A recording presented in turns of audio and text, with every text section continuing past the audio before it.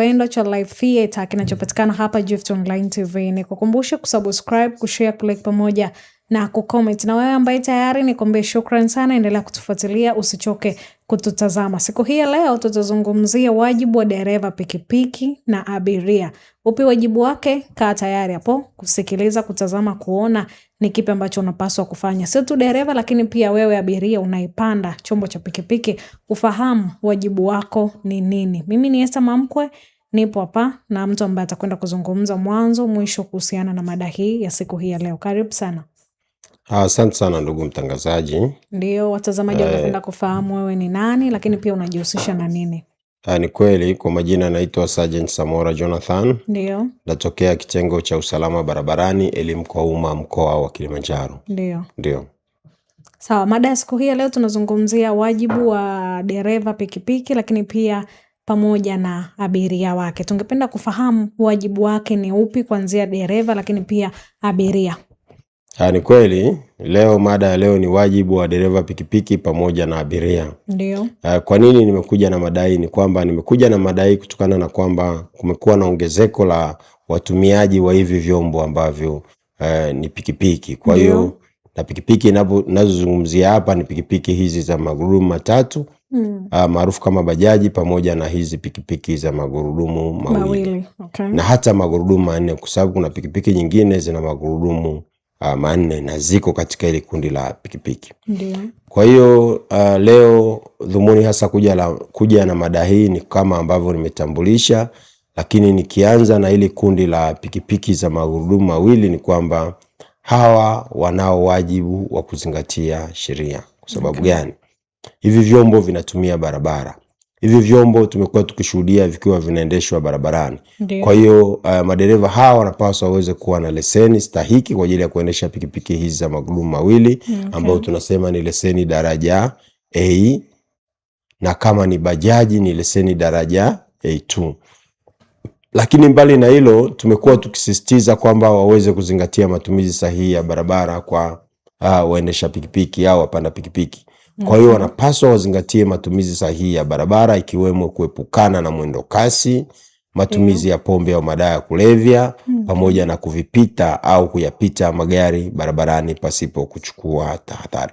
Kwa kila dereva pikipiki, bodaboda aweze kuzingatia hilo. Lakini kingine tena ni kwamba huyu dereva pikipiki ambaye ni pikipiki ya magurudumu mawili anapaswa aweze kuvaa kofia ngumu, yeye pamoja na abiria wake. Wote wana jukumu la kuvaa kofia ngumu.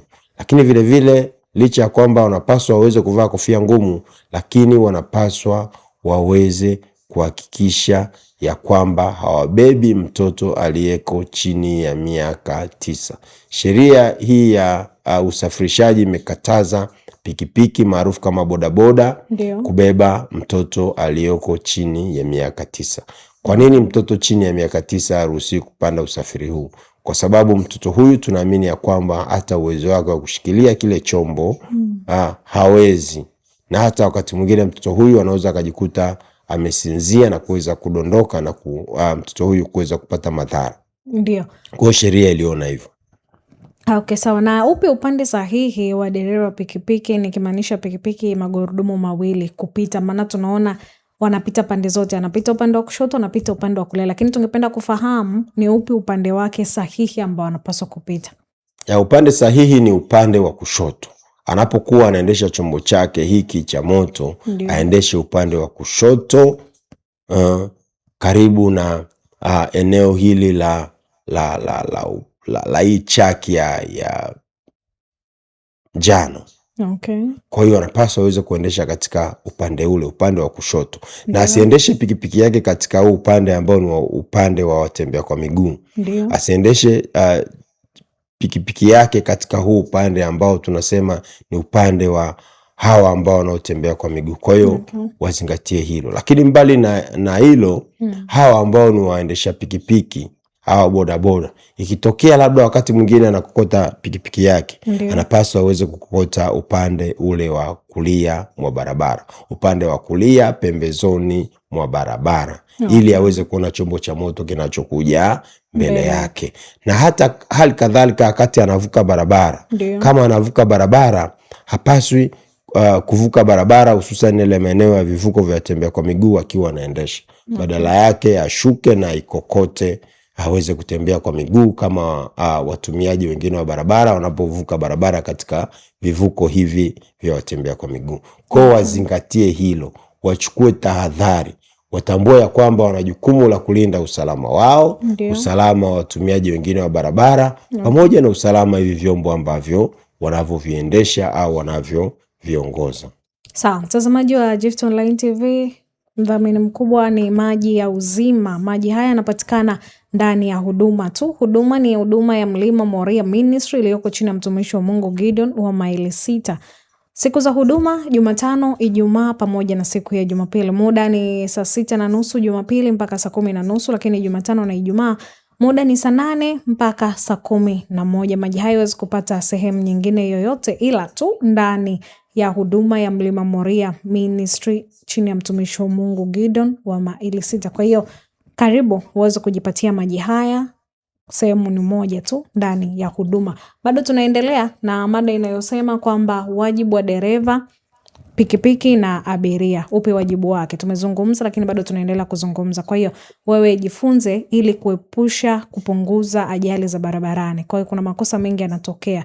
Kwa hiyo ukizingatia utaweza kuepusha, kusaidia pia wewe dereva, wewe abiria, lakini pia wale watembea kwa miguu kwa wakati huo.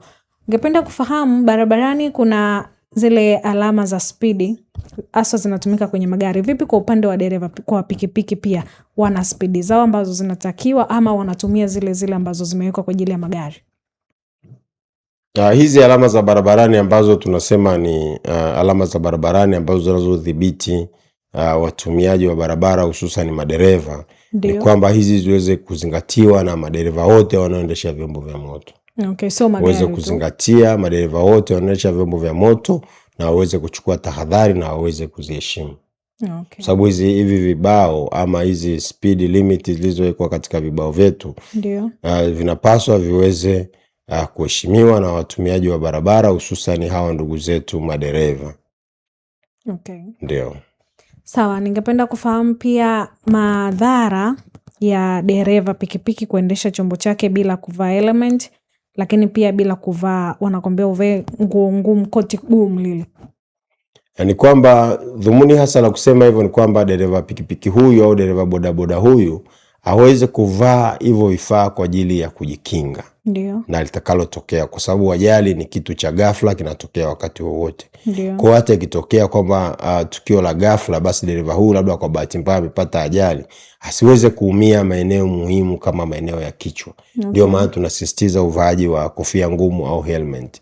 Katika mwili wa binadamu, sehemu ambayo ni hatarishi sana ambapo ukipata madhara unaweza ukapoteza maisha, ni pamoja na eneo lile la kichwa. Ndio. Kichwa pana mifumo mingi sana ya fahamu iliyoko katika ubongo, na pamoja na mifumo mingine ya fahamu iko katika upande wa kichwa. Kwa hiyo tumekuwa tukisisitiza na kusema ya kwamba hawa bodaboda, hawa dereva pikipiki za magurudumu mawili wakisha kwamba wamevaa kofia ngumu kwa ajili ya usalama wao, wamevaa koti kwa ajili ya kujilinda na baridi, na koti hilo lenyewe liweze kuwa koti lenye kuakisi mwanga. Koti ya ngavu. Na kingine tena aweze kuvaa suruali ngumu, na aweze kuvaa viatu vya kufunika. Hivi vyote ni vitu ambavyo vinalenga usalama wa huyu muendesha pikipiki au tunasema mpanda pikipiki. Kwa hiyo akizingatia hilo, atakuwa amezingatia usalama wake yeye mwenyewe, na vile vile akizingatia usalama wake yeye mwenyewe, anaweza akazingatia usalama wa watumiaji wengine wa barabara, pamoja na usalama wa kile chombo ambacho anachokiendesha au anachokiongoza. Kwa nini umezungumza koti ya ngavu au koti linaloonyesha mwanga? Koti ya ngavu ni kwamba dereva pikipiki huyu aweze kuonekana kwa haraka na kwa wepesi zaidi na watumiaji wote wa barabara. Kwa sababu ile koti linaakisi mwanga, ile koti inaonekana vizuri katika macho ya watumiaji wa barabara. Kwa hiyo inakuwa rahisi zaidi yeye kuweza kuonekana. Okay, sawa. Upi umri sahihi ama rika sahihi la dereva kuendesha pikipiki? Umri sahihi wa dereva kuendesha pikipiki ni kuanzia miaka 18 na kuendelea. Lakini kuna baadhi ya pikipiki nyingine, tuseme kama pikipiki hizi ambayo tunasema ni pikipiki zinazotumia nishati ya kuchaji. Ndio. Zinazotumia na umeme wa kuchaji, au zinazotumia sola au zinazotumia nishati nyingine ambayo sio ya mafuta. Okay. Pikipiki hizi ni kuanzia miaka 16 na huyu anaomiliki pikipiki anapaswa aweze kuwa na leseni daraja A3 ama leseni daraja A3. Lakini kwa upande wa ndugu zetu pikipiki, niko namaanisha kwamba pikipiki ambazo zinazotumia nishati hii za mafuta kama bajaji ni kuanzia miaka 18 na kuendelea. Lakini vile vile licha ya kwamba huyu mwenye miaka 18 ataendesha hizi pikipiki, lakini ana jukumu la kufuata na kuzingatia matumizi sahihi ya barabara. Ana jukumu la kuweza kuhakikisha ya kwamba anazifuata na kuziheshimu sheria za usalama barabarani. Ana jukumu la kuweza kujua ya kwamba ana jukumu la kuzingatia usalama wake, usalama wa watumiaji wengine wa barabara, pamoja na usalama wa hiki chombo ambacho anachokiendesha. Asizidishe abiria, asiendeshe katika mwendo kasi, asiyapite au kuvipita vyombo vingine barabarani pasipo kuchukua tahadhari, asijihusishe na matumizi ya pombe au madawa ya kulevya, na atambue ya kwamba anapaswa aweze kuwa na leseni stahiki na leseni iliyo hai ambayo ni leseni daraja A2. Okay. Sawa. Ni sheria gani ambayo ngumu itakao mbana mtu? Let's say mimi hapa nahitaji kuendesha pikipiki. Ni sheria gani ngumu ambayo nikiwaza sheria ile pale itanifanya mimi nishindwe kuendesha bila kukamilisha vitu fulani? Ni kweli sheria ya usalama barabarani imeeleza kila kitu, kwamba imetuelekeza kwamba na imetupa katazo kwamba tusiendeshe vyombo vya moto pasipokuwa na leseni. Imetukataza na kutuambia kwamba tusiendeshe vyombo vya moto kwa kufanya matumizi mabaya ya barabara, ikiwemo mwendo kasi, kuyapita kuvipita vyombo vingine pasipo kuchukua tahadhari, matumizi ya pombe au madawa ya kulevya, kuzidisha abiria, kutokufanya ukaguzi wa hivi vyombo au kuviruhusu vyombo vitumike barabarani vikiwa vibovu. Kwa sheria tuwe kubana wewe ni sheria ya usalama barabarani, ile sura ya 168. Okay. Sawa, mtazamaji wa Gift Online TV, bado endelea kutuma komenti yako, changia mada, uliza swali lolote ili uweze kupata majibu. Kitu ambacho kinakuchanganya, kinakutatiza, uliza hapo uweze kupata majibu ya swali lako. Ningependa utoe wito ama rai kwa abiria ambao abiria anaona kabisa bajaji tayari imejaa lakini bado ang'ang'aniza kupanda ili awai anapofika, ama anamharakisha dereva pikipiki magurudumu mawili, ongeza mwendo, pengine nawai kazini ama nawai gari fulani au nawai sehemu fulani. Yani kweli huyu abiria ni wanajamii. Okay. Kama mwanajamii basi ana jukumu la kuweza kusimamia masuala mazima ya usalama barabarani. Kwa sababu haya masuala ya usalama barabarani ni jukumu letu sote. Kwa mwanajamii huyu, kama mwanajamii ambaye ni abiria, anapaswa aweze kuwa balozi mzuri katika kusimamia masuala ya usalama barabarani. Na haya masuala ya usalama barabarani yanaanza na yeye. Huyu ambaye ni abiria tunasema ya kwamba awe ni mtu ambaye wa kutoa elimu wanapoona ukiukaji na uvunjaji wa sheria za usalama barabarani. Aweze kupaza sauti, aweze kutoa taarifa kwa jeshi la polisi, hususan pale ambapo anaposhuhudia au pindi ambapo anapoona ukiukwaji na uvunjaji wa sheria za usalama barabarani.